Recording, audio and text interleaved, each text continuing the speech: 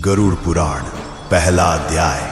मृत्यु के तुरंत बाद क्या होता है और फिर वह क्षण आता है जब जीवन की अंतिम श्वास रुक जाती है, नेत्रों के आगे अंधकार छा जाता है और संपूर्ण अस्तित्व एक शून्य में विलीन हो जाता है।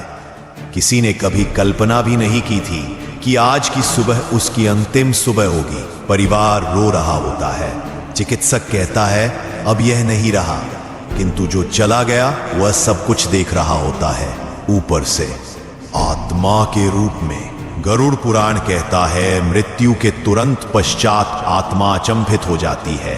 उसे समझ नहीं आता कि यह क्या हुआ। वह चिल्लाती है, पुकारती है, मैं यही हूं, क्या तुम मुझे देख नहीं रहे? किंतु उसकी पुकार कोई सुन नहीं सकता, क्योंकि अब वह इस लोक की नहीं रही।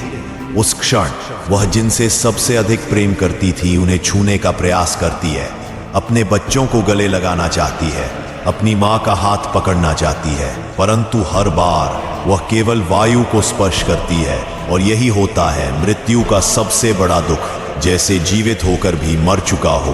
तभी एक भीषण ठंडक का आभास होता है और उसके समक्ष प्रकट होते हैं यमदूत, काले, विकराल, आंखों में अग्नि, हाथों में लोहे की जंजीरें, और वे कहते हैं चलो अब तुम्हारे कर्मों का लेखा जोखा होगा।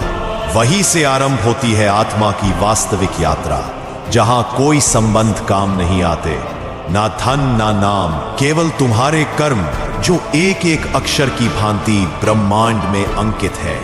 मृत्यु अंत नहीं है, यह एक नया द्वार है जिसके उस पार केवल सत्य है, निर्दयी, अडोल, अपरिहार्य सत्य, जहां हर जीव को उतरना ही पड़ता है, चाहे वह राजा हो या रंक। यह था गरुड़ पुराण का पहला सत्य।